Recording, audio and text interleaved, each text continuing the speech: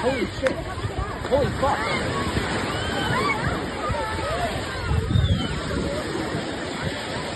Get out! What the fuck? Get out!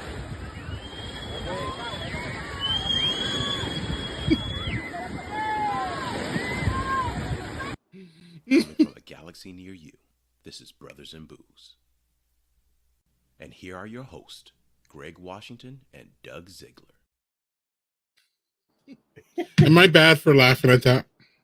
Yeah, that what can you do, man? There would have been flame shooting off my ass getting out of that water. What are you doing? Your kids are between you and the shark. Yell, get your fucking ass inside. I don't know. But luckily, it looked like that was like a small baby shark, so it didn't look like, Jaws or anything.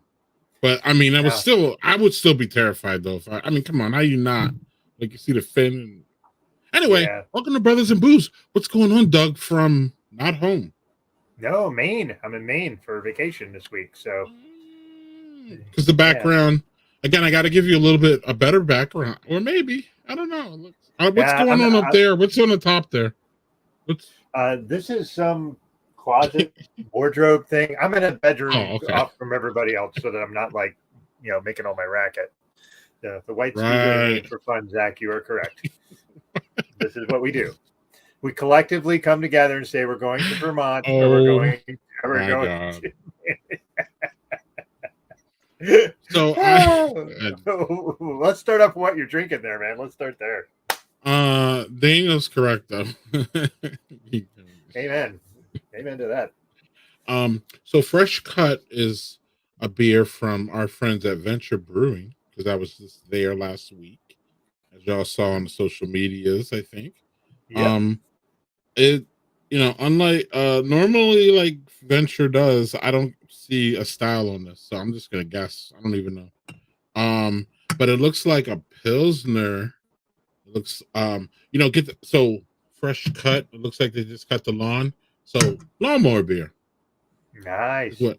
Yeah, Daniel. Let's get a little Fresh Cut. Yeah, look at that. It's got the dad shoes on it.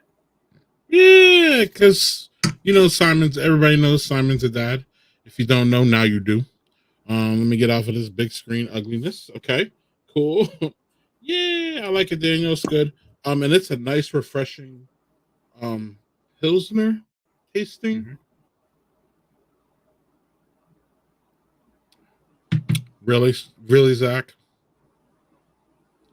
Of course you would say that. Really? That's where we're at. Starting off strong, folks. Starting off strong. Yeah. So, Doug, what are you having? Well, since we are getting up early tomorrow to drive all the way back to New York, we're going to go a little bit lighter tonight, but I'm starting with an NA. This is a local NA in Maine here from Kittery, from Woodland Farm Brewery. This is a blood orange wheat NA. This is simple, but a really nice label. I really like this.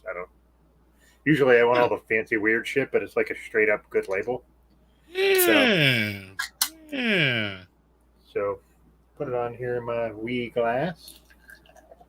Earlier I also bought a stout from them that was really roasty and good that I had earlier. So we'll see if this one measures up to the stout I had earlier. Okay. Daniel, don't encourage him. Do not encourage him.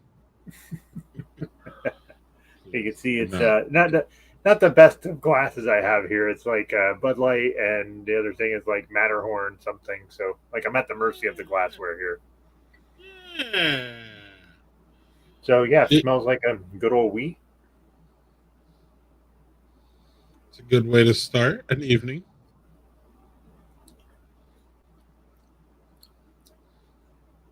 Okay, so the wheat beer, the blood orange doesn't actually. I don't know. It tastes like an orange that's a little old, like like not fresh orange, but not bad either. So the wheat element is actually pretty decent. I will say the stout from theirs I like better, but this is definitely like a really nice hot weather beer. So yeah, definitely if you're looking for something different, I don't know if they deliver. Like if you can get them sent to your house, Woodland Farm Brewery out of Kittery, Maine. But I sent it over to our friend Matt Strain, and he said I heard really good things about them. So, like I said, everybody's different taste buds. To me, this is an okay NA, but very drinkable in hot weather. That's what you need. And just so you know, I'm watching. So if my eyes go up, y'all, because I'm watching the United States Vietnam game, and if the color on my face changes, it's because of the TV. Hopefully, it's because it doesn't go white because of the United States is losing like 10-0 or something like that. So. It's just entertaining for me, but yeah. JC loves the simple labels. Simple design can be beautiful, and JC would know as a designer himself. So, yes. Yeah, graphic art is his passion. Yeah, and one of our passions, Doug, is black brewers in America. There aren't many of them, but we have been privileged here to talk to many of them. And we have one in our studio here now, and we are friends with her. We are proud of her, everything she's doing. We both keep very close eyes on it. Maybe not that close because we've never been able to have the beer, so we're kind of like, yeah, you know what I mean? Like, I want to love it, but I can't because I never had it. So hopefully during Barrel and Flow, we can get some beer in our studio. Yes, Zach. And there's a chat too, just so you know. In case you didn't know that, Zach, there's a side chat. And you're not privy to it, Zach. Just letting you know that. Okay. You don't know what goes down in that private chat, or maybe you do. But what goes in the private chat, motherfucker, stays there. So, yeah. No. Not that you're aware of, anyway. So, yes, without further ado, we're going to bring on our guest. Her name is April Dove. Her brand is The Community Beer or Brews. She's been not drinking beer lately. So we're going to lead with that, Doug. Because how do you have a beer brand and you don't drink beer? So here we go. Because inquiring minds want to know. Well, Doug, remember this all little thing here with us started because I am still an aspiring beer expert and I didn't drink enough beer. So I wanted to start a stream where I will be forced to drink beer. So I get it, but I don't. Yeah. Look what Friday dragged in. Yeah, me and him. Us. April is going to grace our presence right now. So there's no dragging of April. April is going to grace us right at this moment. Without further ado, here's April Dove from The Community Brew. Hey, guys. Welcome, April. How are you doing, April? I'm doing great, but I have to admit, that first video, have you guys seen the video of the guy that got eaten in Egypt? Yeah, unfortunately, yes. It's so, well, as an ER nurse, I'm like, that's so cool. And then I'm like, oh, that's I shouldn't say that out loud. I'm like, holy mackerel, look at him. Right. And I only think of the beer at, or the, not the beer, but the guy that got eaten by the shark in Egypt. Yeah. Like, oh. Mm-hmm. But yeah, I would have been like, you had been like, get your ass out of the water now. Right. But then it reminded, or I'm sorry, April. But a part of me wouldn't have been like, don't move too quickly because maybe he might have bite you. So like, should I have stayed in the water and kind of let him like go around? Don't startle him. Yeah. Yeah. I don't know. I don't know if I can remain calm during that shit. Yeah, I don't know either. Me and my boys just watched Jaws like a month ago, and I'm still kind of traumatized from that. So. Oh no! But April, I will get in beach water. I will not get in beach water. Like I live in the Cape, and I've gotten in like knee deep, and I'm like, nope, out. I see seals, and I'm like, nope, I'm out. Mm-hmm. I'm out. There are enough pools out there for me. There are enough pools, hot tubs. I'm good, y'all. Y'all can go out there. But like, really quick though, like that's part of, I believe, global warming is what they say is that the sharks are going in waters that they normally weren't. Mm-hmm. And we're just not used to having. Like I told Doug, I think it was a baby shark, so I think it was cool now because he was really close. But still, it's not cool. I don't care if baby shark, big shark. I'm not gonna go through the baby shark, Doug. You're not gonna start singing that shit. So no, not because I don't want to get copyrighted. I was like, baby shark, baby shark. Right now, now it's gonna be in everybody's head. Thanks, April. Thanks. Yeah, way to go, right. It might have already jumped the shark, JC. I'm not sure, but as long as April's here, we're good. But when it's me and Doug, it might have jumped the shark like 3 years ago, actually. 3 years ago when we started. Right, exactly. You already got it, Doug. Right, you got that joke. Okay. Anyway, April, what are you drinking? Because this is kind of like the lead in. Yeah, I was kind of surprised by some of your social media posts. What's going on with you there? So I decided to go sober. So I started a new program. Well, I've been on this program for a while. It's called E2M. It's a lifestyle change program. So like it's diet, exercise, no drinking, no grains, no dairy, nothing like that. And I've been on it for a while and I've kind of been doing it, but I've still been drinking. But just like, I don't know, like 4 weeks ago, I was just like, I really want some mental clarity. And I had an event recently with my Uncle Nearest beer and was drinking my Uncle Nearest beer that I did with Munkle, which is great. It's an Uncle Nearest Belgian blonde that we put in Uncle Nearest barrels for 6 to 8 months. And it turned out wonderful. And at the event, I had drinking like 7 of them. And I didn't realize I had drinking 7 of them. And like, I was going up to get another beer. And like the beer tender was like, are you driving? And I'm like, yeah. And he's like, well, you've had 7. And I'm like, what? Like, didn't even know. Like, I had just been putting them back. They were like doing good. I was doing great. And like, I didn't appear drunk. I wasn't like acting foolish or anything like that. And I was just like, no, I don't want to be like that. So I decided to take on the next time the E2M round came up, I was like, I'm going to be sober and just see kind of how it goes. And I've been sober for 4 weeks and it's been amazing. Today I broke my sobriety because I have a new beer coming out, a Tepache Ale with Indigo Reef, which is so good. I had 3 of them today and I was like, oh, I should not have had 3 of them, but they were just so easy drinking. They're 5.5%. And I was just like, I was like, okay, I'm going to have 3 of them and then I'm going to go home. But it's funny. I've drinking them and now I have a headache and now I'm kind of like, I'm tired and I'm like, oh, I don't really like this feeling. So I've just been like living the sober life. Like the sober life has been so good. I've been waking up at 9:30, working out for an hour and a half, like been like super clear, super like aware and all this good stuff. So I'm like embracing the sobriety life. Like my plan is like I drank today. I probably won't drink again until the release party, which is next Saturday. And then I probably won't drink again until Barrel and Flow, But I just wanted to kind of go and my real goal was to go into Barrel and Flow like sober and being able to really talk to breweries and stuff like that and being able to like network and all that kind of stuff and not being like the drunk April. So that's kind of why I went into the sobriety episode. And you gotta taste the product. That's what I was telling my kids about dinner, which is when they cook food, I want you tasting it before I taste it, especially if you cooked it. How do you know what the result is? How do you know what's good? How do you know any of that?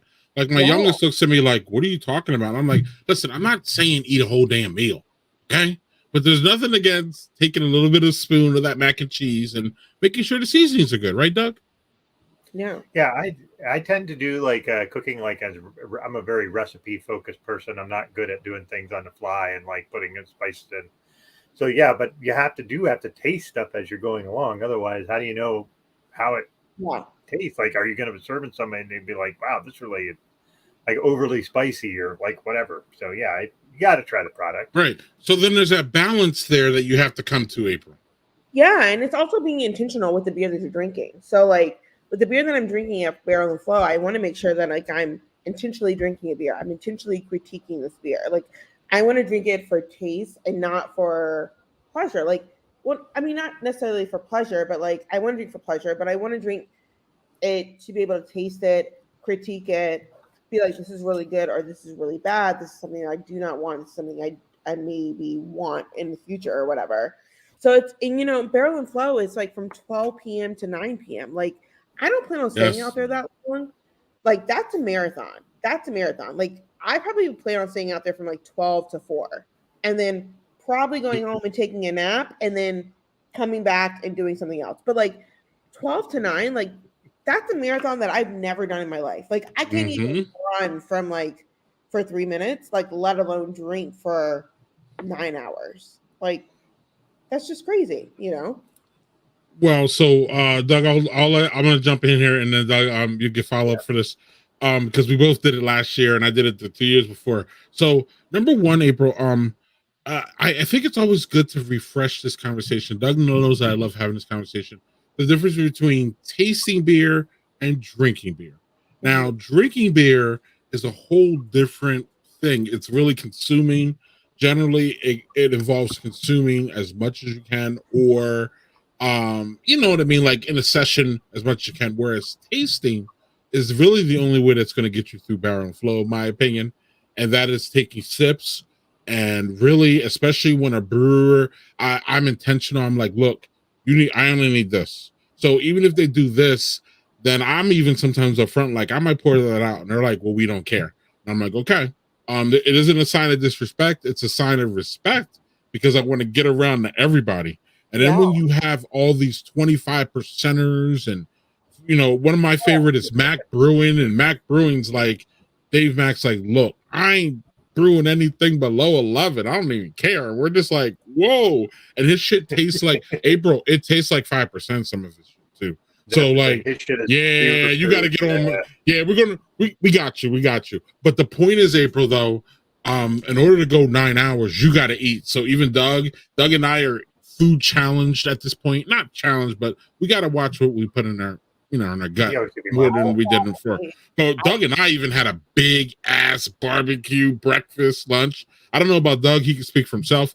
I didn't feel any adverse effect because we were just inhaling. And the only thing about Barrel and Flow I didn't like, and I said it, was the water situation. We can talk about that in a bit. My point is that like the only way I make it through Barrel and Flow is just by sipping and enjoying and not really going in hard. It's a pace, like, so I don't start off hard. And I just let my mouth talk too. I let myself talk there. Some places I'm like, no, you're talking too much. Shut up. No. If I'm gonna be here in 8-9 hours, I'm gonna run my mouth. I don't care. I'm gonna stop. I'm gonna see old friends. You gotta really pace yourself. Doug, do you have any quick tips for April before she gets to respond to us?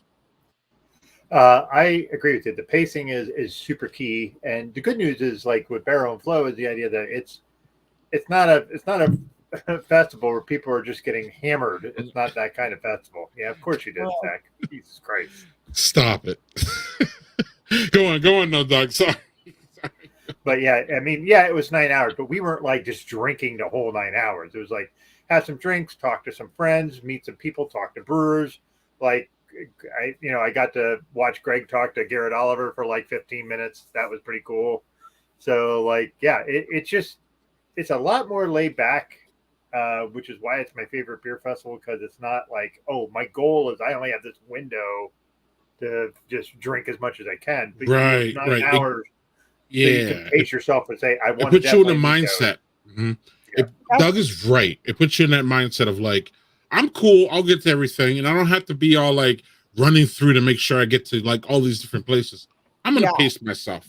That sounds really cool. Like to be able to do that. Cause I literally bought a book bag and I was like, I literally have my game plan. I was like pretzels, beef jerky, water, like as much water as I can like freaking bring in. Like, you know, for me, and like sip and spit, like, you know, like, and I'm not like, and literally telling the brewer, like, I'm not saying that your beer is horrible, but like, in order for me to get through this, like, I cannot drink your whole pour. I just can't, because I will be underneath your table somewhere. And with me, when I get drunk, I have no stranger danger. So like, a lot of people don't know that I'm drunk, and like, they're just like, oh, she's just talking to this random person.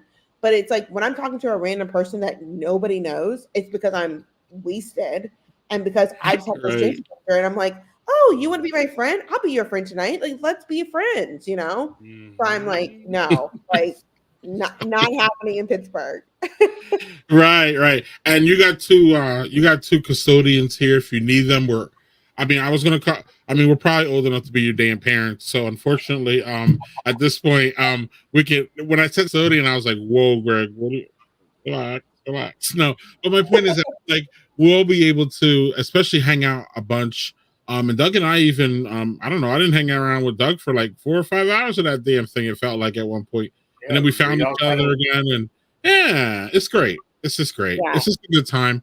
It's a really good, safe place. I know you don't understand that without going there first, but once you go there, you really understand that it's a safe place for all kinds of people, everyone, and then you know, any kind of. There's really no fuck shit involved. Knock on wood. So I don't know, April. I think I am just glad that you're going to be there. I'm glad for you to have that experience, and you're going to pick up some mentors, whether you like it or not. People hear your story. They're going to be like, girl, come over here and let's talk.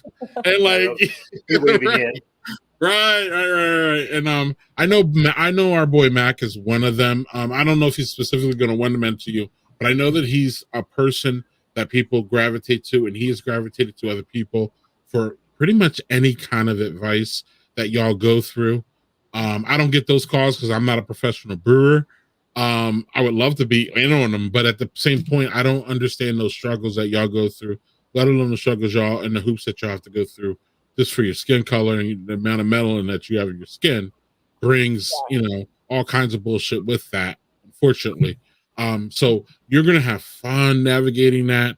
And Doug and I have made some great contacts over the years. So we'll be able to steer you to the cool ass people, which is most of them. And and hopefully you can. Another thing too is when you get in this, take in what I had to learn from Baron Flow for 2 years is that like just take in the events. Like there's a band and stuff. There are stages. Yeah, 2 or 3, or I don't. Every year it changes. So you know, just hanging out with a beer, and just listening to music. Even if you think you have to make it to the Mac tent, which you do, and make it to the Crowns and Hops tent, which you do, and make it to what is the lager lady? Lady Lagers. Rhythm. Lady Lagers. Lady Lager. Yeah, you will not drink a lager like that shit. Like that shit is Connecticut, right? Her shit is top notch. Connecticut. Like it is so top notch. Her shit. Oh my god, it's like high. I think it's like high end craft beer. I told Doug that. Like she's just fantastic, and I'm not the only one who thinks that, y'all. Sam Adams saw it, so I think they did a couple of collaborations with her. Yeah, I think that they know their beer. I'm pretty sure on that one. So I can't wait. We can just, So, Rhythm Brewing. That's right. Yeah. She's so dope, and she's such an engaging, wonderful human being. So that helps, of course. So we've been trying to get her on this stream, y'all. Full disclosure, for a year. So now we're going to run up on her again, Doug, and we'll see what happens. Yeah, I think it'll happen eventually. It just, you know, everybody gets busy and shit happens, you know. And she does she does all these salsa events, like she does like salsa. It's like crazy how busy she is. So it's gonna be hard to get her on the show because of how busy she is. So. Well, and you know, great people are in demand. So that's just the way it is. And she's great. She's great at what she does. Her beer again. Once you have her beers, April, you're gonna know what I know, which is like, woof. These are some these are some good ass lagers. Yeah. So I have like a mission to go make sure Garrett Oliver is there, which I'm praying he's there this year because I want to do a beer that I'll be has there. fonio there. Fonio is that African grain. I don't know if you guys remember that, but it's an African grain that is like native to West Africa. And he did a series of beer with Brooklyn Brewery, and I just got in contact with Fonio, the distributor that does Fonio or whatever, and he's like, yeah, he's like, I can get you whatever grain, how much ever grain you want, but my goal is to find Garrett Oliver and be like, look, I'm doing a Fonio beer based off of your beer that you did. I've never tried it, but I want to do this beer. I want to like put it as part of the community or whatever. So that's going to be hopefully our next beer that we do. Well, not the next beer, but the beer after the next beer for Charleston Food and Wine. So my goal is to just basically see Garrett Oliver and just nail him down and be like, okay, you tell me about all this beer. And he will. He's approachable. You just have to find a time where he's not being approached on. Yeah. But there's a lot of time though. That's kind of what happened with so I saw Dr. J at Crafted for Action, the conference in Atlanta that Jen put on. And I like saw her and I was like, oh my God, that's Dr. J. And I wouldn't go up to her, but I kept like standing at the table next to her. And I was like, she was like, you seem like you want to talk to me. And I'm like, oh, I really, really do, but I'm too scared to like be like, hey, I'm April. And she's like, don't be scared. She's like, tell me what you do. And I told her everything I did. And she was like, oh my God, that's so amazing. And she was just like so sweet and so approachable. And I was like, oh my God, this is like so it was like seeing like, it's so funny because like you go to these conferences and you see all these people that you've been following for years, like and like for the beer industry, like I got introduced in the beer industry like 2 years ago. So like seeing all these people, it's like you're seeing celebrities and they're just Instagram people, they're just normal people like me and you. And it's like, oh my God, like you're a celebrity. And I'm like, I'm meeting you, you know, like you're like the Jay-Z of beer. And they're like, no, I'm just a normal person. I'm like, no, but you're really the Jay-Z of beer, you know. Yeah. To them, they're just them, so they don't see it that way. But you know, and all that gets shed mostly at Baron Flow. You'll find out really quick though that most of these people are real people, and they appreciate the love, but at the same time, they're just like, look, I'm just a human, and Doug knows this because during the time that we were separated, I saw Dr. J, and I had met Dr. J at the previous Baron Flow, but I saw Dr. J. I was sitting down, and she came down and sat next to me, and we proceeded to have a conversation that I definitely didn't think we were going to have. It was very personal, and Dr. J was telling personal things, and I'm not saying any of that shit here. April, you stick around, and I'll tell you after. When we end the broadcast. But the point is that we had a very, very personal conversation. And it was one of my favorite parts about Baron Flow. It had nothing to do with my brand, her brand, any of that shit. It was just two humans talking about shit, boiling down, and it was just amazing and incredible. And Dr. J is just fan-fucking-tastic. She's everything, oh my God, in my opinion, that you thought she was, that you think she is now. She's all that and a bag of chips. I love her. I love her to death. She's so amazing. Like she's just so human. Like, and she's so humble, and she's just like this person that you just kind of want to like, can I have your number on speed dial just to like be like, hey, what's up? And she'd be like, hey, what's up back? And it's like, yep. It's just so weird. Like you don't know the influence that you've had on my life, and as a brewer, like you don't know the influence that you've had. And it's just like, well, and like they presented her with an award, and she was just like, she started crying because she was just like, well, I wasn't expecting this. And it's like, she's just a human being. And like, you've done so much for the beer industry, just the black beer industry. And it's like, she doesn't even see it. Like, you know what I mean? And it's just it's so amazing. Yep. And you're going to find that at Baron Flow with all these people. So again, what I mean by all, I mean most, but you know what I'm saying. Yeah. Personal connections that you will make that you'll just be like, man, that was powerful. So I hope, I can't wait. We'll get the details of when you arrive and when we can meet. We're talking about doing a breakfast on Saturday. Great. Yes. I need a breakfast on Saturday. Oh yeah, you gotta fill that at like 6 o'clock and work out, but like I need a breakfast. I was talking to my friend, and my friend was like, you need to eat. He was like, you need to eat a big breakfast and be ready. Yep. He's like, you need food in your belly. He's like, forget this fasting, forget this E2M. Like, you need to eat. And I was like, okay. And then we got you for lunch too, because I hope the same vendors there. If they are, we got you for lunch too. So okay, cool. I usually don't eat until like 2 p.m. and he's like, no. He's like, not on the beer festival. No, we put down a foundation at breakfast. Yeah. And then we have a hearty lunch. And then dinner's where it kind of gets a little bit icky, but we'll talk about that.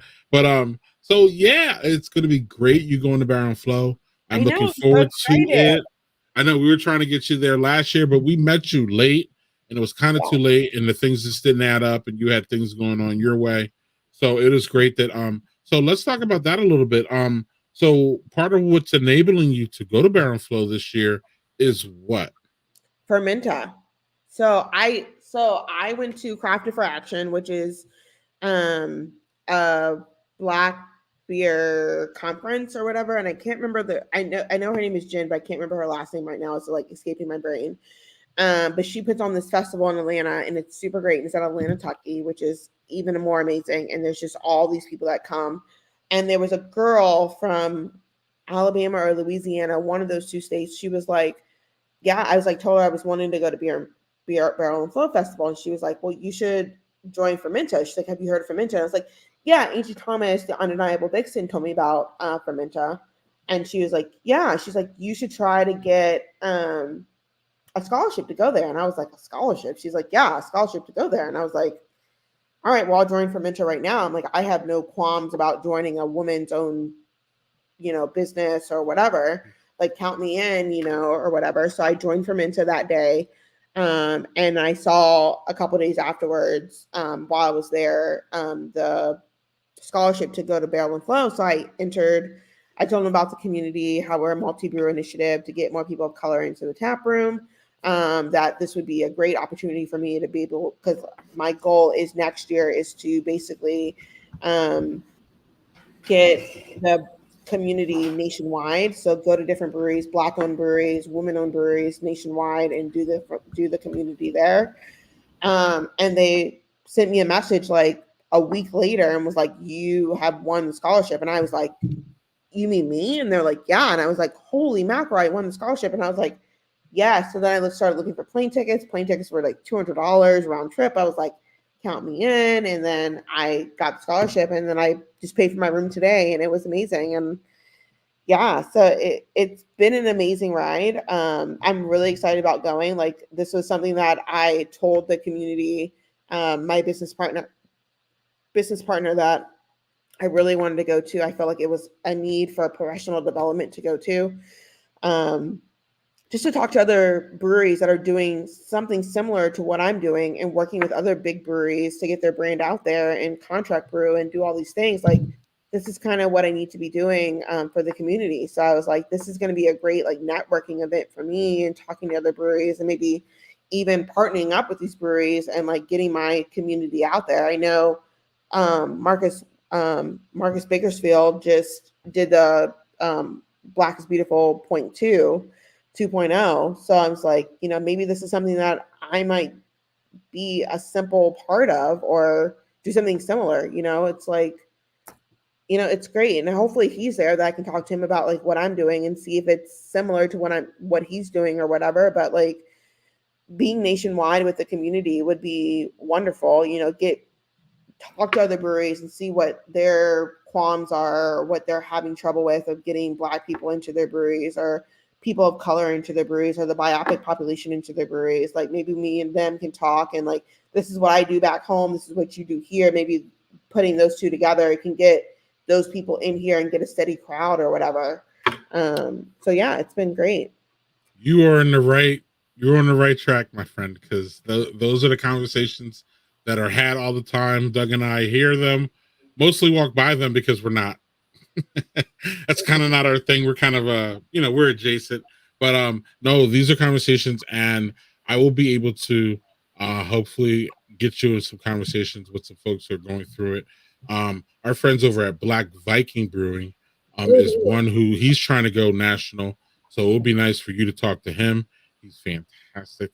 I don't know if you follow him on Instagram, but if I you do. don't, and then dip into his Black Viking things. He is just so entertaining, so engaging. I mean, there's just so much to love about him.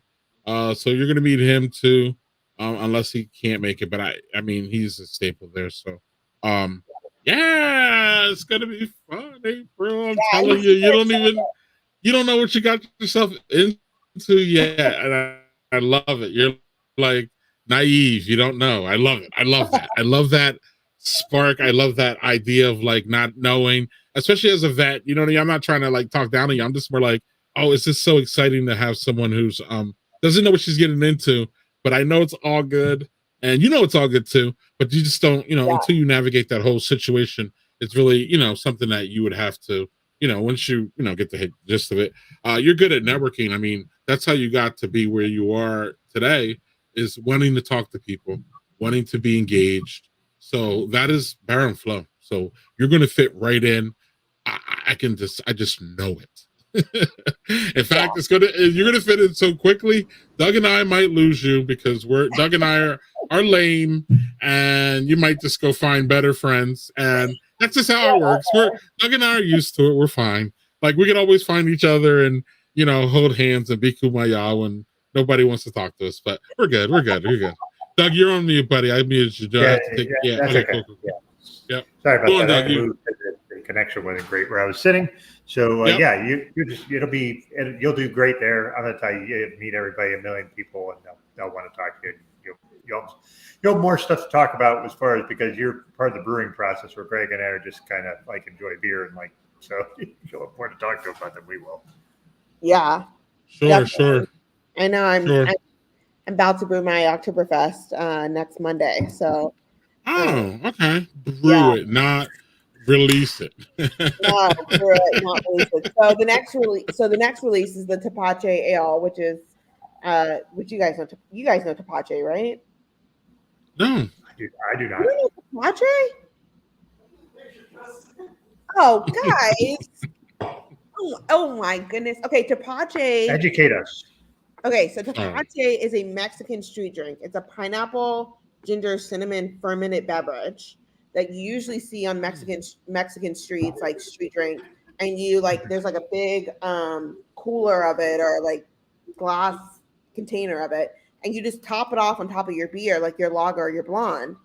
So what we did is we made it, and then we put it into a blonde, and it's like basically like when you smell it, it's got like cinnamon and ginger.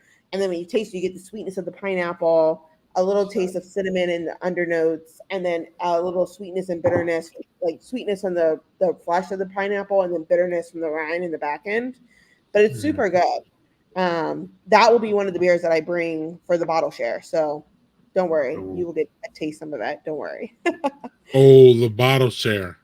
Oh, yeah. I bring a lot of beer to the bottle share. I haven't figured out how exactly I'm going to get it there. I have an Arctic cooler, so I was thinking about like just packing it all in the Arctic cooler and then checking that in and putting like Fragile all over it and then doing it that way. Or I would check my bag and just have like beer all in my bag. So I'm not really sure how I'm going to do it, but I'm going to get a whole bunch of beer there. All right, y'all, in the comments, how does she get her beer from South Carolina to Pittsburgh? How much beer, April? So 4 glass 500 milliliter bottles of the Uncle Nearest Belgian Blonde, 2 crowlers of the Tepache Ale, and then 4 packs of the cornbread cream ale is what I'm bringing. I want to try all of those. Right. I saw Doug roll his eye. Yeah, I saw you roll your eyes at the cornbread when I did too. I was like, oh my God. So I got to figure out a way to get it there. I thought about shipping it to, like, putting it in a big box and shipping it to the hotel, and just put it like for April. Mm-hmm. But I shipped some beer through FedEx with a friend, and they lost it. Someone drank it pretty much, so I would have to go through UPS, which I could probably go through UPS and it'd still be fine. I just can't go through FedEx. But then I thought about maybe like Well, we're not even sure about UPS right now because they might be striking. So Right. So then I And was then thinking, so I was thinking like getting another don't use UPS, no, USPS. the postal service, Yeah. because he tried to send us beer and it didn't. We're still waiting. Oh almost 2 wow. months later. Yeah. Yeah, and we're not waiting actually. So maybe I'll just like get another suitcase and just like pack the suitcase with just random clothes and stuff like that and just mark it and then just check it at the airport and do it And that they're way. they're gonna go they're gonna go through it, and they're Oh gonna yeah, go through it for sure. yeah, So just you know that going in. yeah. I mean they'll go through Um, it, but they won't take anything. I've had them go through it, and I've had them go through all my stuff mostly. So probably. Or you could do the Zach way, which is drink all of it, and then Oh my gosh. Zach, didn't we tell Zach the? I don't know. Yeah, let's see. If you have cash cabinet, I will contribute to the overnight shipment if that can be done. Look at Yeah, that. but how am I going to get it to you? How am I going to overnight it if USPS doesn't do it and FedEx doesn't do it? Like, how am I going to get it to you? There's only UPS. Carrier pigeon. A carrier pigeon? Yeah. Okay. Well, I think Daniel's saying here that he would contribute to the fund for you to ship it. Is what he's saying. I know, but what am I going to ship it through? We can't ship it through Oh. FedEx, and we can't ship it through US. Yeah. So all we have is UPS. Yeah, that's why I'm asking. I'll get back to you on this one, April. I'll get back to you. I think I just better just like take it with me and just check it. Right. But this is a conundrum, y'all, of brewers, y'all. You see that? You see this inside baseball here? Doug, did you have another beer, Doug? Yeah, he's another beer. Yeah, I'm gonna go get mine while you talk about.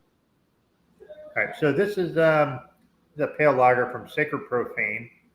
Sacred Profane is the brewery. I don't even remember the lady. Her on Instagram was Rat Magnet, and she did a whole Instagram thing.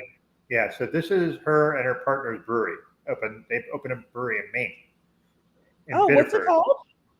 Sacred Profane. Like, I don't know if you can really see that on top of the can, but that's the name of it. Sacred Propane. Okay. Where are they at in Maine? They're in Biddeford, which is kind of, if you're coming up from like Massachusetts, it's like pretty close over the border there.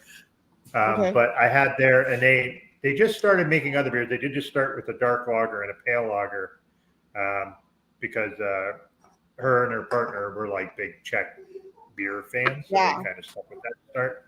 But it looks the part of the light lager, doesn't it? And I'm using a Sam Adams glass, as we were talking about Sam Adams earlier. I mean, it looks good. It looks really good. I know I took some Tylenol or some Advil before I hopped on about 30 minutes ago, and I still have a headache. So I may have to go get a beer myself and be like, just drink a beer, see if that helps with my headache. Just do the one and just see if that alleviates it. Maybe that will help. Yeah, or some coffee or some sort. That is that's the one. The dark lager, I think, is great. It is like a roasty lager, which is okay. So it's interesting because it's almost like a porter and a lager had a baby, and that's what it reminds me of. Ooh, okay. Yep. Yeah, since I'm not, I'm planning on travel nursing again, in Massachusetts to be exact. Haven't been up there in a while. My friend's having a bachelorette party in Maine, in September. That's awesome. We're going glamping. I don't know if I'm going or not because I don't. Glamping is fun. Well, there's only one communal shower and one communal toilet, and I'm like, that's not glamping. Glamping, I need 2 bathrooms, Doug. The glamping thing that Jill and I did, we actually, there was a house, like a small house that was men's and women's bathrooms, and they had multiple stalls.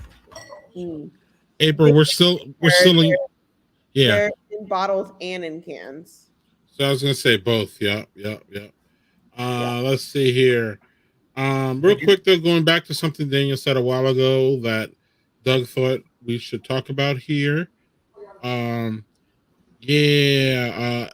has been good for scratching his itch, as Oh far yeah, I as thought having about a that. beer. Yeah. My I normal put week that now is only Friday and Saturday. Yup, I feel that. I put that post up a while ago about getting the sour from Athletic, and I got 8 packages of sour.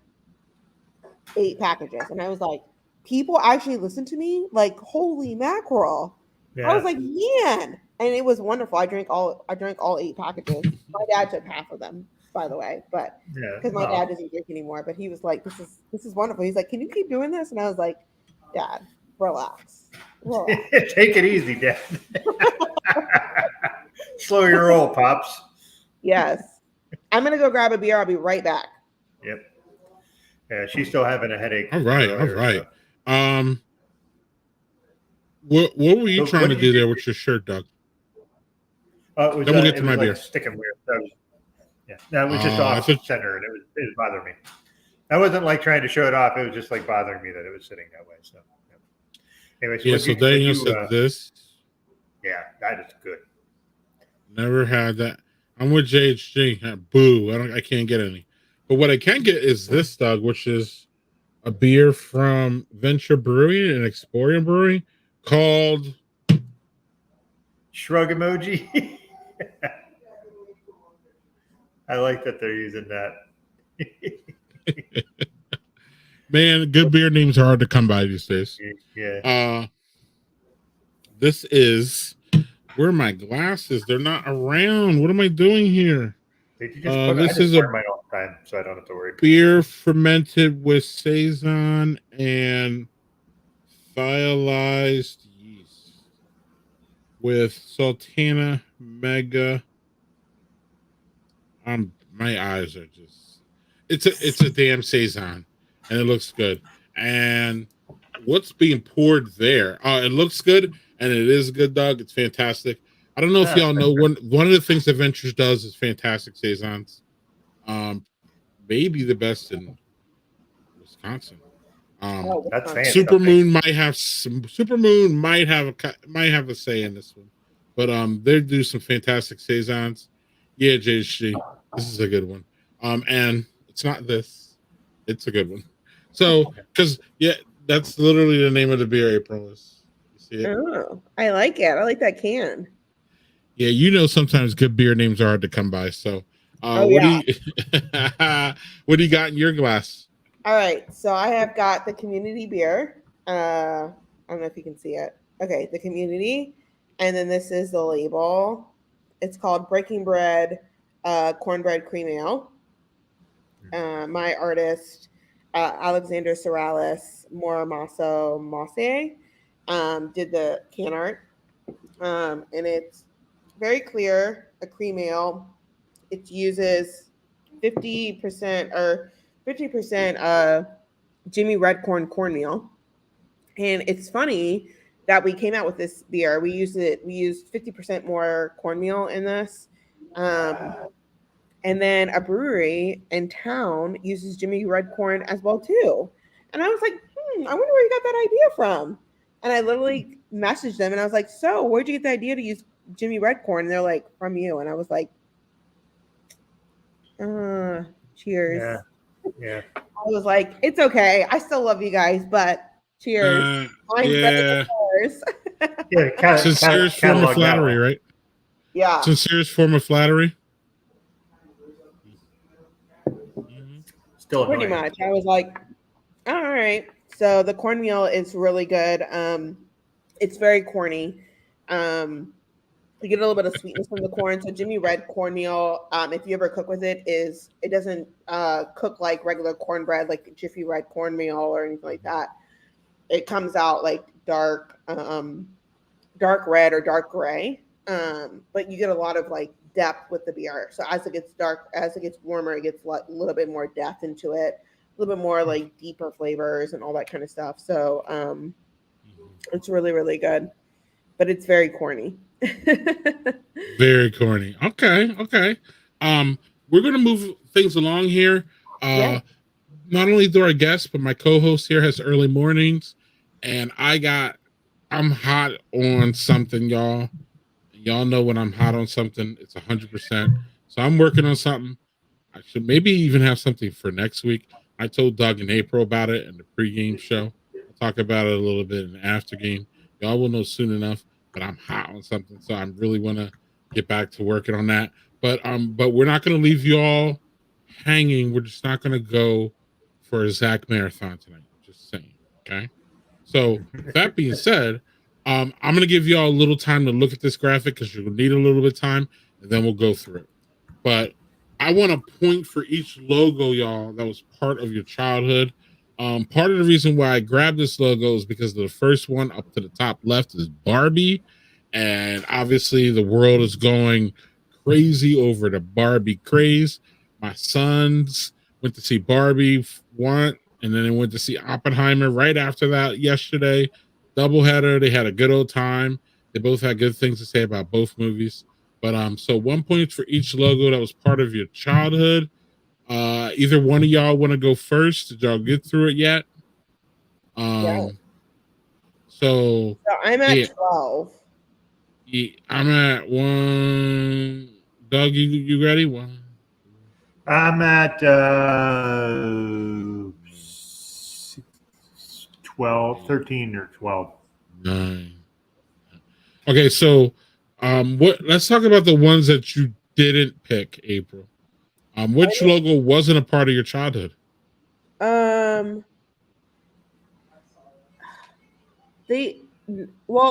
was, but I never played with it. And Cartoon Network, I never watched it.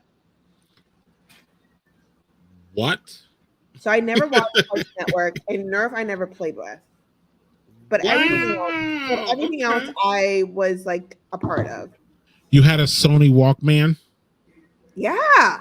I mean, I think if I went back to my parents' house, I think I could still find my Walkman. Wow. Like, I love Walkmans. They were the bomb. I remember back in the day, I'm telling my kids about Walkmans. They just look at me like, dude, you're so old.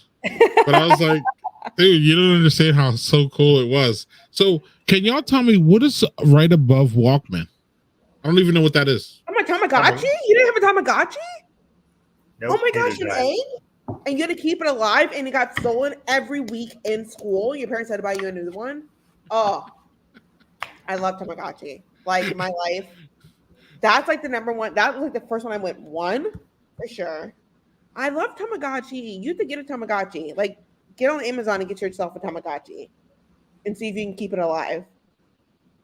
I did that with 4 kids. I'm good. I don't need any more of that shit. I don't even know what y'all talking about. That was the only one I didn't know. I didn't grow up with Save. I didn't do Saved by the Bell. What? So, no. And that's it. Everything else, I was a Toys R Us kid. I definitely was a Toys R Us kid. Right. My nephew was a Toys R Us kid, and he was born in 2000. Oh, okay. Toys R Us is now defunct, right? It's not a thing anymore. Yeah. Amazon put that away. Doug, what'd you say, April? What about the Hubba Bubba? The Hubba Bubba bubble tape. Oh, I had Hubba Bubba? You never had any Hubba Bubba? Doug, you never had Hubba Bubba? No, I said Hubba Bubba. No, I said I did. I wasn't like shitting. Okay. Doug, which ones didn't touch your childhood here? Tamagotchi came after my. I understand. I'm 51. I'm older than. So Tamagotchi came after that. I didn't play with Barbies, but they were in the vicinity. But so those two I kind of excluded. Saved by the Bell kind of came after that for me too, because that came in the 90s and I was out of high school already in 1990. So, but the rest of them, yeah. So those three are the ones that I didn't have anything to do with my childhood. I'm gonna bring you guys Tamagotchis for gifts when I come to Flow. Let's go. Let's see how fast I can kill it. Right. I don't even know what y'all are talking about, so I'm probably gonna kill it. But so we're gonna go back on some of the comments because we got caught up here. Chris has a banger here, literally. April's next favorite called thieves that can choke on it.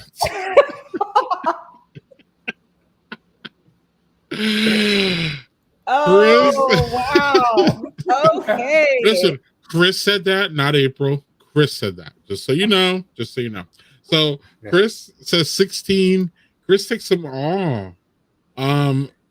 Zach is pissed off that we had to do math, Doug. All right. So JC, Superman chest logo and a name because I count them as separate. Okay. Everything with Barbie. I don't know. I counted Barbie because I didn't really have Barbie, but I knew what the hell was going on with her. And if I was a girl, I probably would have been screaming for that shit. So, we weren't allowed to have yeah. This is millennial. What's that, Paul? We were only allowed to have black Barbies, so I only had one Barbie ever. Wow. Yeah, my dad was like, "You can't have white Barbie. You only have black Barbie," and I was like, "Okay, well, this is not going to go well." And I think they only made one, so yeah. Right. Shell sock, yeah. Let's see. Doug doesn't raise digital pets; he just relaxes in Maine. Yeah. Right. JHG does not want to grow up because he's a Toys R Us kid. I'm not going to put on Zach's latest comment. Y'all can just see that. No, let's leave that. Let's leave that one alone. You're an idiot. So I wanted to get y'all's opinion on this. April, you are up first for this, okay? Okay. This came out today or yesterday, y'all. And I want to see what y'all's comments are on it.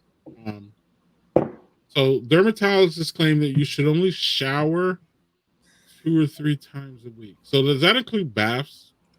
Or baths are not like cleaning. Like 2 times out of 7 days? Is that... Yeah, 2 to 3 times a week. That's out of 7 days. So April, where are you at with all this? All right. So my ex-boyfriend would not shower. He was like a non-shower. Like, and he would bathe. He would get in the bathtub and sit in the bathtub in bubble bath, but would not bathe after like being in the bathtub. He thought like being in the bathtub was enough of a wash, and it was not. It just wasn't. Like, you still smell like roadkill. Like, you need to like clean your body. But like, he was like a 2 to 3 week shower. Like, he would like shower twice a week, and like he was like heavily sweater. He was like a heavy sweater. He would be outside a lot. He smoked cigarettes. Like, it was horrible. But on the other hand, my mom doesn't bathe every day. She bathes every 2 to 3 times a week because she's extremely dry skin. But she doesn't sweat. She stays inside or whatever. So she doesn't really go anywhere. So it makes sense. So like it's one of those things where like if you're an active person and you work outside or you work or whatever, then yes, you need to bathe probably every day. But if you're like my mom who sits in the house all day, doesn't go anywhere, maybe gets in her car once a week, it's fine. But for my ex-boyfriend who like worked at a brewery, sweated, was a server, smoked cigarettes, all these different things, you need to bathe every day. But he would not bathe. He was like a non-bather. And like when I talked to his ex-girlfriend, she was like, yeah, I used to have to tell him like, you smell like a homeless person. It was like a thing. If multiple people are telling you that, then maybe you ought to realize that maybe you are the problem. Like, maybe. But I feel like it's a boy thing. Like, boys do not shower. Like, I remember with my nephew when he went through puberty, we were like, shower, wash behind your ears, wash in your armpits, wash your body. I think it's a boy thing. I think it's a male thing. I think it's a male thing. Like, you guys just are not clean. No offense. Doug? There's a stage where that is true. And then they get past that and then they can't stop showering. Where it's like, I want to smell good, but I think there's also other things going on in the shower. But beers, Doug. Beers. For my kids that are 16, no. Beers are a me thing. So, yeah. Oh. So that's your comment, Doug? There's other things going on in the shower. Yeah, I think we all have a good enough imagination that we know what I'm talking about there.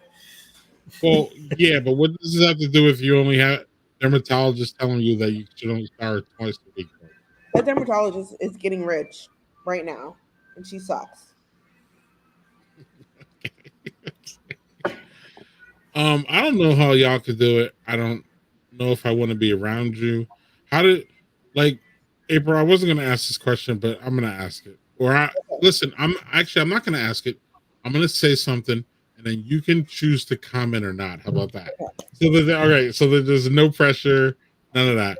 But like, and I'll ask Doug the question. Actually, Doug, you don't have to answer it either. I'm just asking the question. So, how do you have sexy time if you smell like you've been in the dumpster deep diving? What? I don't listen. We all have smells, so I'm not shaming you for stinking. I'm shaming you for not cleaning up the stink. That's where I'm at. Not shaming either, but maybe shaming. Like, get away from me. I don't want to smell. Like, if I want to smell you. I want the smells to be, exhilarating and so sexy time. Hell, at this point in my life, exciting. Where they're gonna get the blood flowing, literally. That's kind of where I'm at, April. I don't know. So sexy time happened. So my ex-boyfriend used to sleep on the couch because he could never sleep in the bed. He was a horrible sleeper. So he would sleep on the couch most of the time. Which, when we broke up, the couch smelled horrible, and I had to get it cleaned by Stanley steamer because it smelled terrible. And I was like, I'm not getting rid of this couch because this couch was like this. I haven't even paid off this couch yet because this couch is so expensive. So sexy time would happen when I'd be like, okay, you want to have sexy time? You need to go and bathe, clean everything. I mean, I would give him a scrub. I'd be like, here's a scrub, here's some soap. Take all the time you need if you want sexy time. I have a pressure washer I could let you borrow. Yes. The sexy time would happen. It would be scheduled sexy time. So he knew in the month when sexy time was going to happen. And I'd be like, okay, sexy time is supposed to happen this week. Remember, you've got a scrub, And I'd be like, get off my couch. And then we'd have sexy time. And then he would go back to the couch. He would live in the couch. He became part of the couch. It was, oh man. And then the couch stank, so he stank when he got back. Something. Yeah, he would never bathe after sexy time, and it's oh god. Doug, do you have any comments about my thing, or can we just politely move on? I don't think I need to comment anymore. I think we broached all this. I think okay. I think they're depending on for me, if I do anything where I'm moving about at all, I take a shower that day. But there are days where I didn't do a lot, so I'll take it the next day. But I don't. True. Right. Yeah, I mean, I agree with that too. Yeah. All right. Anybody have any beers we want to talk about quick? We're good. I got to grab one, but I'll go up. All right, so Doug, we'll do this quick.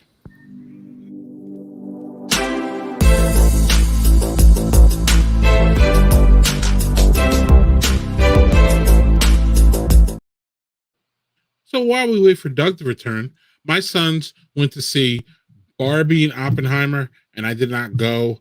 My boys were kind. I'm a homeschooler. April, I don't know if you remember that about me. And my boys are 17 and 19, and they're really at the stage, especially with the pandemic, they're really at the stage where they need to get the fuck out of the house, with all due respect, and go out and do things. If it wasn't without me, if that makes sense, go do teenager things, go to the mall, go to your friend's house, get the hell out, go do things. The 19-year-old's almost driving, so soon I'll just be go drive to a friend's house and just they're under me too much and they need to get out.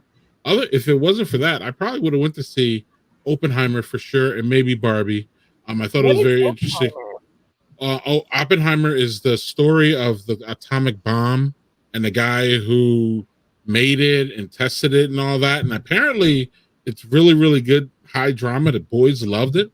And it's a balance between Barbie is generally, from what I know and hear, y'all can tell me in the comments if I'm wrong, kind of like a parody, satire type, you're not supposed to take Barbie or Ken seriously, and they just lollygag around and do all kinds of shit. And apparently it's good, but Oppenheimer's the the serious drama blockbuster movie of the year. So it has that dude from Peaky Blinders, Cillian Murphy. I heard you only eat one almond a day to get into that role. Okay. That's interesting. The other day. Like, he's really skinny. Yeah, so if anybody has Oppenheimer or Barbie things, put them in the comments. Y'all want to see it. Y'all care about it. Y'all did see it. My sons enjoyed both of them, and they recommend them both, actually. And my sons are not, they just don't like every movie that comes around their peak. They're still arguing about Nope and Get Out from last week, Doug. So, still arguing about that. I did. What are you watching, Doug? So, April, you're watching something that everybody has watched, right? Yeah. Or you think everybody has watched, right? Everyone should have watched this. I'm watching Bridgerton. I'm watching Bridgerton season 1, season 2, and Queen Charlotte. So I literally, I watched Queen Charlotte, and then I went back and watched Bridgerton 1, Bridgerton 2, and then Queen Charlotte. So that's kind of like my role. Yeah, so it's been great. This is my third round. Well, this is my 6th round of Bridgerton 1, my 3rd round of Bridgerton 2, and my 3rd round of Charlotte 3. Charlotte. So, so yeah. you ain't against watching something over and over again, clearly. No, because like I watch Netflix because I'm a Netflix girl. I have Hulu, but I haven't watched Hulu in a while. Like the last thing I watched on Hulu was the Harlots, which are about like whores in England in the 1800s or whatever. And after The Mother got sent to America, I didn't watch it after that. So I love The Mother. So I just watched. She got banished to America. She got banished to America. So they tried to strangle her and kill her, and they were like, "No, we're not going to kill you. We're just going to banish you to America." And she was like, "No." And then she like went to America, and then like her daughters took over the Harlot house, which is like the hoe house or whatever, and the whole thing. But yeah. So I've been watching Bridgerton, and then I tried to watch this episode on this girl. It's based off of a book. About a girl who was trying to write a book about what she wanted, and she couldn't like get it published on time, so she ended up writing about her sexual desires, and like it was like a sexy kind of writing, like an erotic novel. But I was like trying to watch the show, and it just wasn't good. It was like English speaking with subtitles that were in English, but she was talking Italian, and I was like, this is just not working. So I didn't watch that anymore. So I'm back to Bridgerton. All right. Doug, what's going on? All right, so what I'm watching is something, I'd tell you Apple Plus has been really bringing it lately for me. Oh, yeah, I've heard. So I'm watching this. This is it's right in my wheelhouse. It's sci-fi, apocalyptic stuff, invasion. That guy that's right there on the screen, I cannot remember that actor, but he's in a million things. He's great. I'm only 2 episodes in, but they're setting the table really nice for this. So I'm looking forward to catching up on it when I get back home from vacation, because on vacation, I don't watch any TV. So, but yeah, this is good. Like Apple Plus has just been dropping things that I've been really, really interested in seeing. And like, it's been really good content. And so, like I said, JHG, I'm not too far into it. You said you were hesitant to watch it. Like I said, give me a couple more episodes, because I generally try to give shows like this 3 or 4 episodes to get their footing and see if it's worth it from there. So that's my 2 cents. So it's 3 or 4 episodes.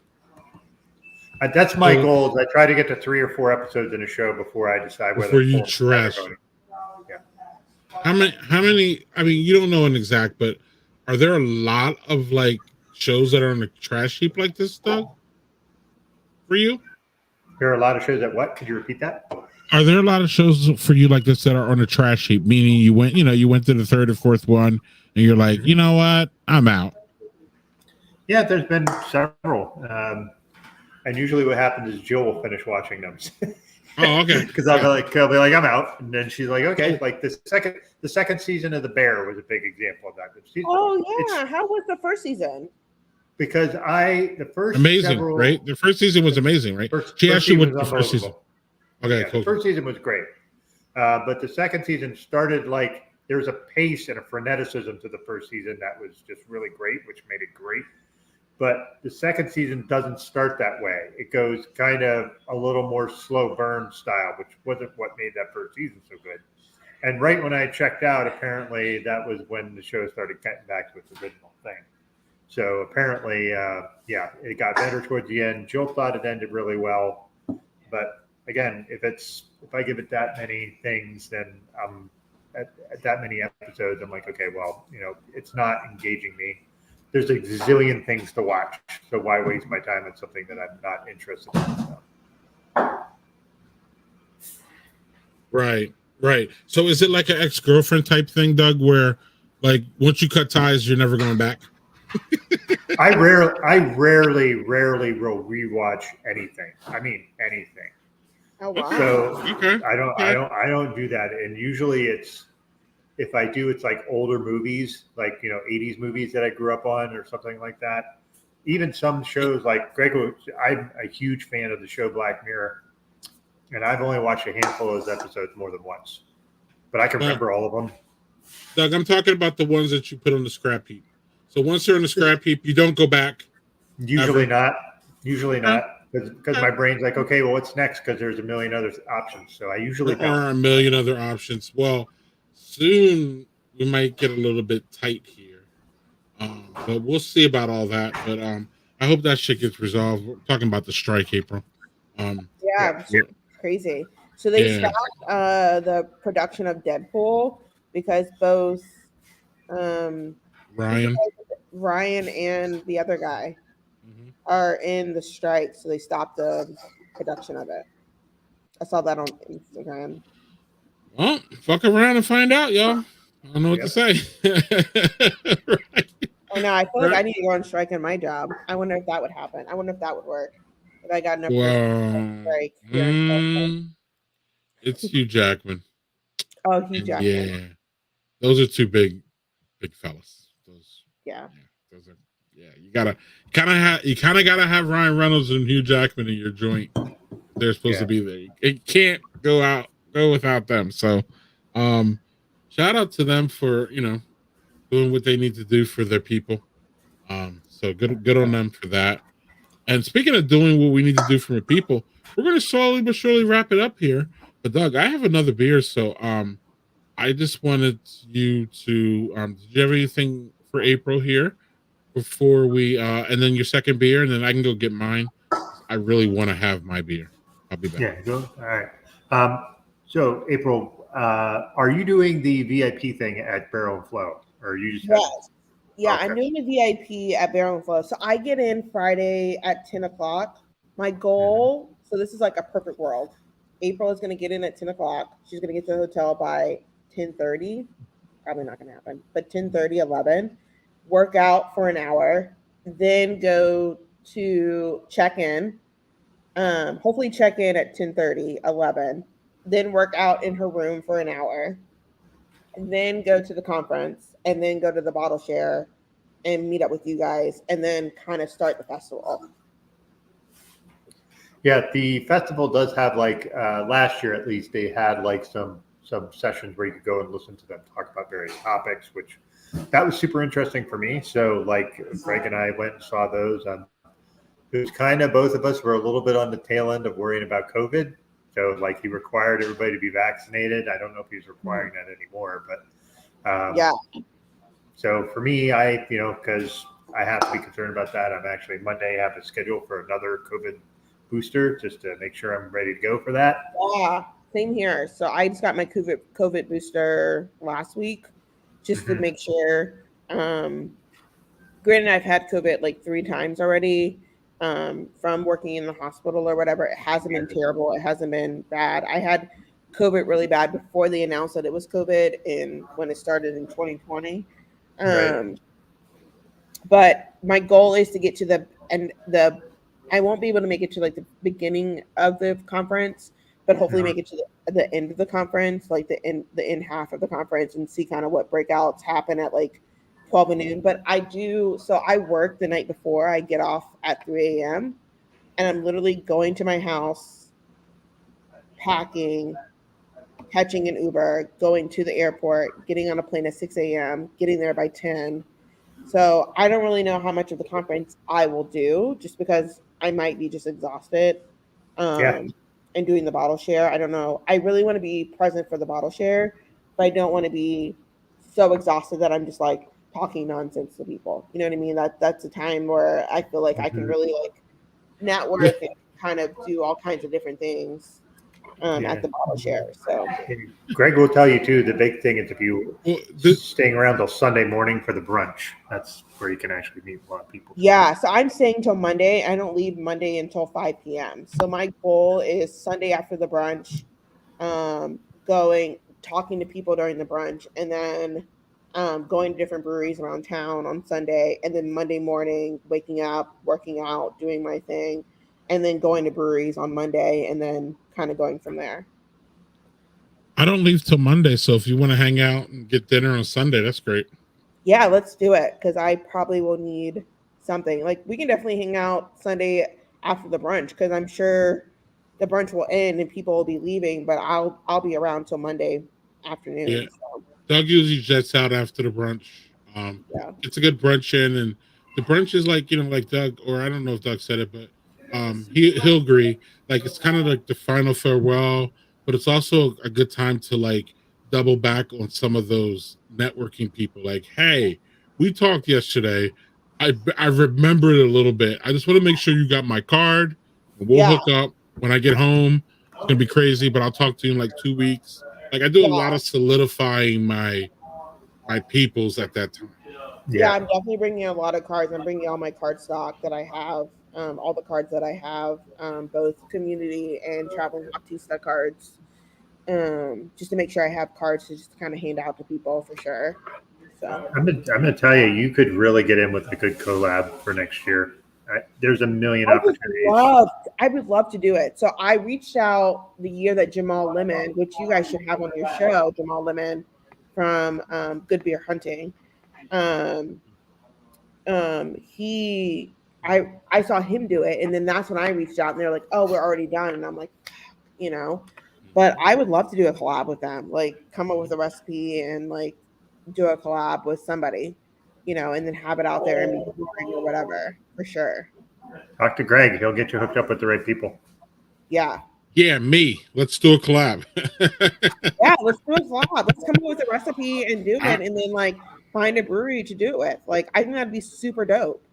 Let's try it. I'm willing to try it. I'm literally doing so in September. I'm doing a banana pudding milk sour. Oh, God damn you! Why are you doing this to me?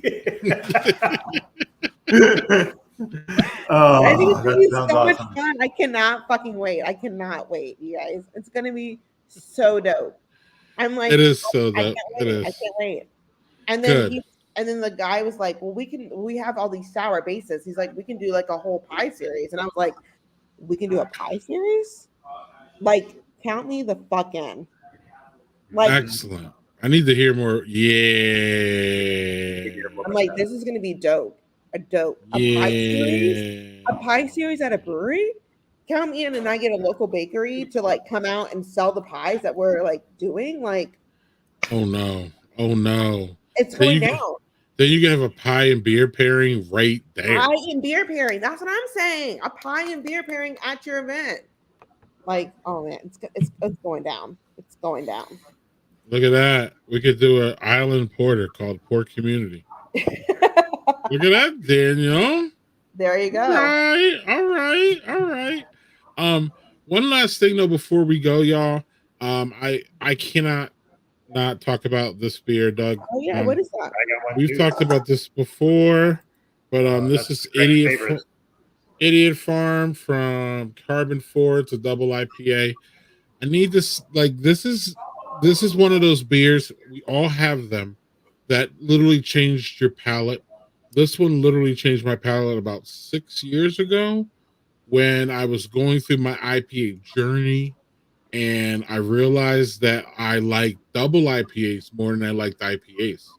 I liked double IPAs before I liked IPAs, and this was part of that founding. This idiot farm. I even have a shirt that, unfortunately, I didn't think about wearing it, because I just love it so much.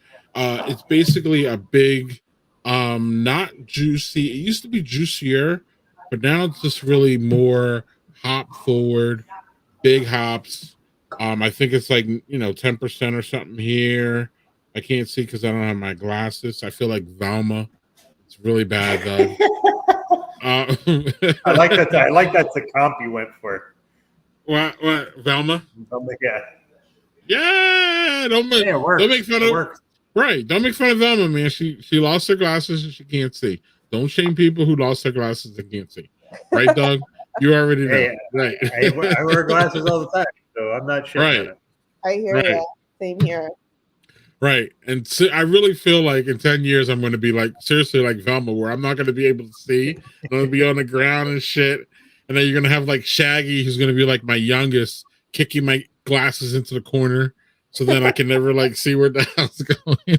I literally call my mom to this day and be like, Mom, can you help me find my glasses on FaceTime? Yeah. But I have contacts now because I got contacts. She was like, I want you to get contacts because you cannot find your glasses. So if anything happens, put your contacts in and then you can find your glasses, because I'm tired of FaceTiming you when you can't find your glasses. Right. And that's your mother. I'm not telling you what you do to your mother, but generally I don't think you should ever cuss at your mother. Now, kids are a different story. So especially when they get to be adults, I'm already cussing them out now. So I can't even imagine when they pass that adult age what I'm going to be saying to these motherfuckers. But I held back for 16, 17 years, cussing under my breath, mumbling expletives at them when they were toddlers, and they were literally putting a stick of butter on my TV, and they wiped it like a windshield. And it's funny because they were laughing about this 2 weeks ago, like it was some kind of fun little event for them in their lives, and it was this hell for me. So I'm gonna cuss these motherfuckers out, April, when they get old. I don't care. Definitely. Especially when I know that they're fucking with me too. You're definitely gonna get cussed the fuck out. So that being said, like, you troll me, motherfuckers, I'm just gonna have to troll you old school. And y'all already know about Samuel L. Jackson and all the words that he says. And we're about to see Eddie Murphy Raw coming up here soon. So y'all gonna get the whole, the black people cuss you the fuck out thing. I've been really nice up until this point in my life, but soon, April, it don't work that way over here. So how it does work though is, Doug, is that your last beer? Do you want to talk about it before this is the last one. Skip town here? Yeah, so this is from Norway Brewing. This is a birthday cake beer. Yep, stout with chocolate cake, cocoa nibs, and vanilla. Interestingly, it has more of a coffee flavor to me. Chocolate? Yeah. Wait, where's the fucking chocolate? So it has chocolate in it. It says, this gooey chocolate stout with oats, spices, and our vegan devil's food cake. So, so is the vegan part? It's definitely chocolatey. It just got got coffee notes in it, which I wasn't expecting. Oh, okay, okay. I was like, better have chocolate with that big old piece of cake on it. Yeah. So, but this is the brewery that I hung out with our friend Carla Lauder, our main beer babe. Yes. And she was glowing in that picture. Yeah, she looked great. I didn't post it. Yet. I'll be posting that in socials probably when we get back tomorrow, because my wife doesn't like me posting stuff when we're not at home to be safe. So I'm like, okay, that's cool. But yeah, she looks great. She had had 2 NAs there. She's been drinking those while she's pregnant. So, and she looks great, and I'm happy for her, and hopefully things go well there. You can't assume that nowadays, or any days really. With pregnancy and women and all over the place, we're still very bad about that, April, but we're not going to jump into that at this moment. But what are you going to say, Doug? I was just going to say that the owner was there, and he goes, "Oh, hey Carla, how are you?" Blah blah blah. And then we were getting ready to leave. He's like, "Why don't I take you on a quick tour?" And he just took us in the back, and was like, "Their system in that place is very small, but the economy of space they use in that brewery is pretty fascinating. Just they have like 8 tanks in a room that's like 20, not like giant tanks, but 8 regular tanks for that to be normal for a microbrewery in a room that's probably 20 by 18. Damn. And they have that all regulated and set up perfectly. It's like, it's tight, but you can get to everything. And I was like, this is tight, but this is really, really well laid out. And they had some Knob Creek barrels they were getting right. They were aging some of their stout in. So I was happy to see that. Good brewery. Really enjoyed that. Man, we're used to being, in April, you could probably relate to this. Yeah, we're used to, Doug, having these new facilities, and I have all this area when, old school brewing was like, in a closet sometimes, or how they do it. What is that Sam Smith where they had it like, like above levels. So like, the beer would drop levels. Or Lightning Googles has that. Allagash. I mean, you know what I'm saying, but Allagash has all the room in the world, I would assume. But like that old school, brewing in bigger spots is a new-ish kind of like American craft beer thing. I don't think people realize that because, we walk in these things doing beer tours, April, and, like you got room and you can fit 20-ass people in there, and you know what I'm saying? But like old school was like in a kitchen. You know what I mean? Like it was like literally Doug's kitchen. And Doug has a nice kitchen, but not for commercial brewing. Well, I mean, and a lot of places now, you're like trying to fight for space and all that kind of stuff. So like I've thought about like contract brewing or whatever, or even like opening up a brewery. And it's like looking at spaces, it's like you have to build those places out, and you don't get a lot of space. Like if you're in a strip mall, you don't get a lot of space. So you're like trying to figure out like what equipment's going to fit the best in here. And it might be only like a 5-barrel system, but like a 5-barrel system might last you for 2 years. But like once you start becoming big and known, like you need to build that system out. And now you need a 10-barrel system or whatever. And like, do you have that space or whatever? So it's really interesting to see what kind of spaces people are getting into. And like you look at Allagash, where they have like where you go on one floor in the top of the fermenter and the top of the boil keller up here, and then you go to the bottom level, and then that's the bottom of the bottle of the keller or the boiler and all that kind of stuff. So it's very interesting. And you got to put butts in seats to pay for all that. So you got to have you got to have enough room to fit Doug and my fat ass in somewhere so we can drink. I mean, so it's crazy. It's crazy. I would like to say that this is going to sound really weird, but we did go to Allagash yesterday. We were coming out of Portland, and not as good an experience as I expected. Really? For me. Most people I know that go there really enjoy it. It also might have had to do with the fact that our car got towed in Portland. We had to fork out $200 to get it. So maybe I was a little pissy at that time. So maybe that's the problem. I did have so they did have a beer that I tried. I think it was called Day's End. That was based on a Boulevardier cocktail. That was okay. I mean, I like a lot of their stuff. I like Curio is one of my favorite beers of theirs. Their Allagash White is a staple. Like, you can't go wrong with their stuff. Jill had a different beer and she was just like, it's okay. So, but granted, those are only 2 beers we had. Now, the weird thing is what Allagash went to, there was literally 4 other breweries right by it. Yes. Did you go to the other breweries by it? Yes. There was one called Definitive. There was Foundation Brothers. And then there was one, God, the name's going to on the very end. Yeah, and that one is the one I like the most. I actually I bought a 4-pack of their beer called Looking for Owls, which is like this imperial stout that is delicious. So when I go to Allagash, I usually go to Allagash and I sit there for an hour, and then I go up the street and it's just in a strip mall and it's just all breweries. Yep, it's weird. It's like a strip mall of breweries. Strip Mall breweries, and I go to the one on the very end. It's not Foundation Brothers, but it's the one on the very end. I can never remember the name of it. I can't They have a either. great saison on tap, and it's just a little tiny area. And they have their brew house in the back area or whatever, and it's super cool. Yeah, let me grab that beer because I can't remember what the brewery is. It couldn't bother me. Beer back.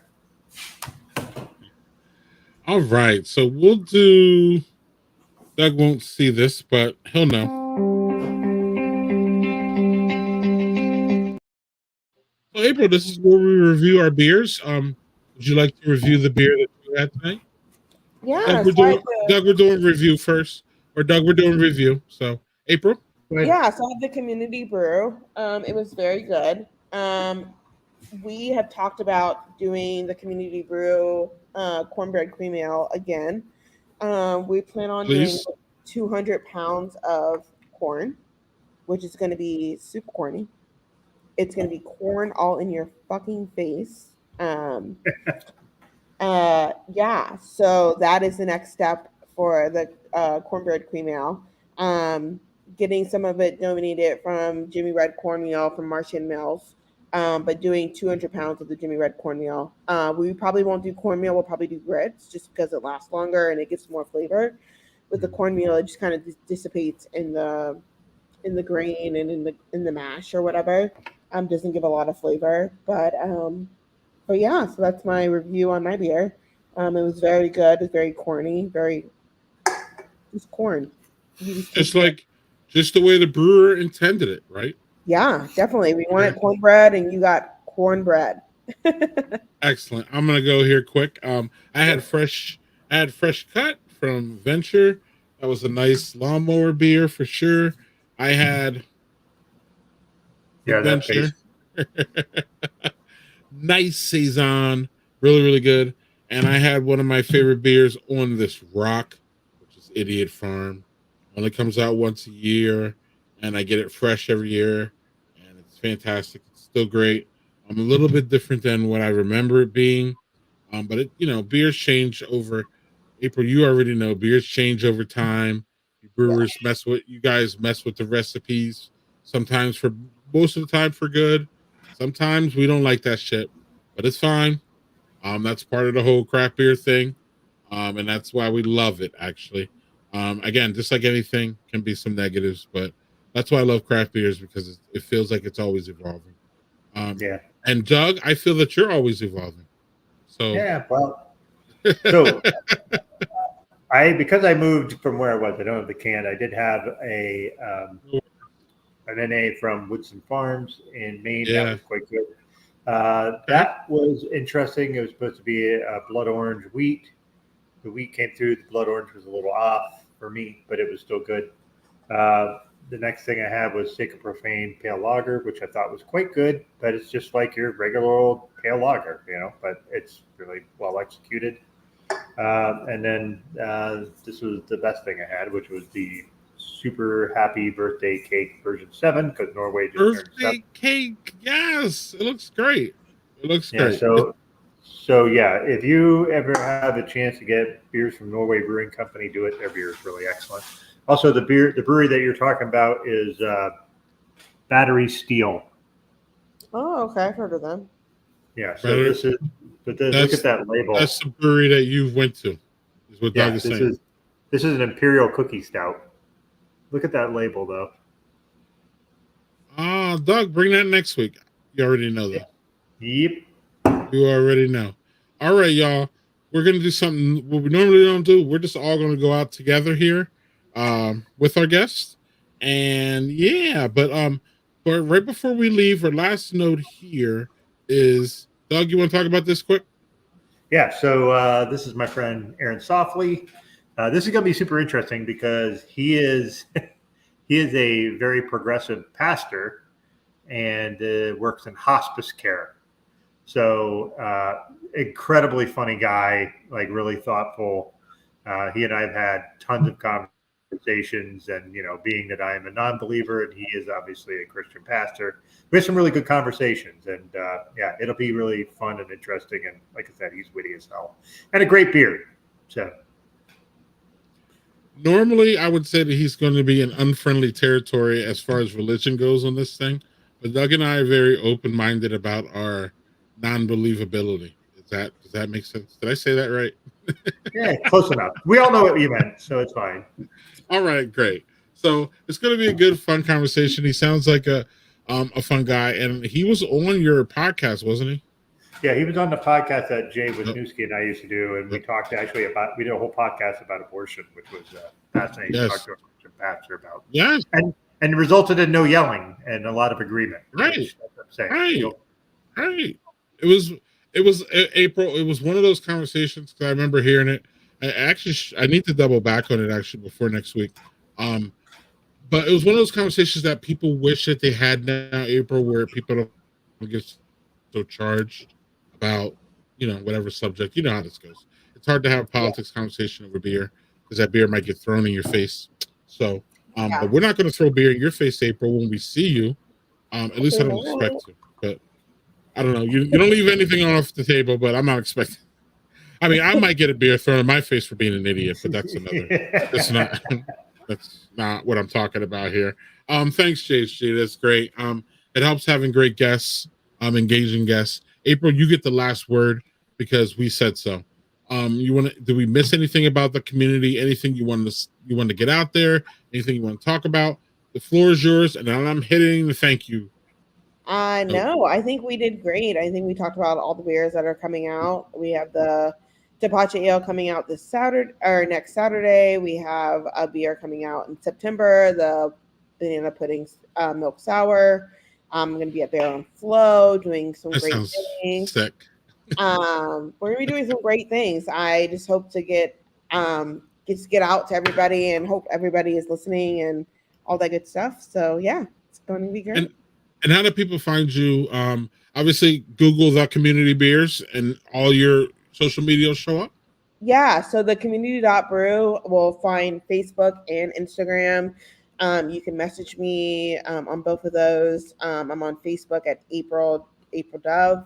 I'm also on Traveling Hoptista, HOPTISTA, which is my own brand that I've been doing, which is like flight business.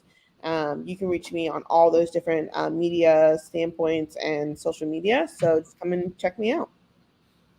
Excellent, y'all. And if y'all in the South Carolina area, y'all need to look April up in some fashion. Yeah, I'd love to have some friends come down and check me out and do some beer tastings and go to different breweries with. Look at that, y'all. Look at that. South Carolina's friendly, y'all. It's friendlier than we I think feel if you don't live there, if that makes sense. Yes. Yeah. Okay. Cool. All right, y'all. Y'all have a great weekend. Thanks for tuning in.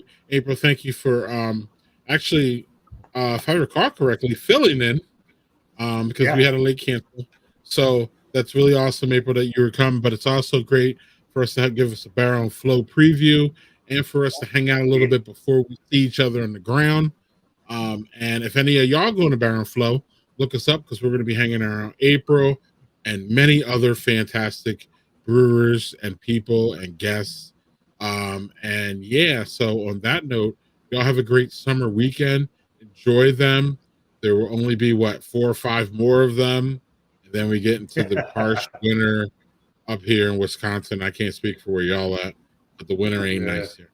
But it was nice having April here. Thank you, April. You're welcome. Thanks, April. Cheers, y'all. Cheers. Cheers.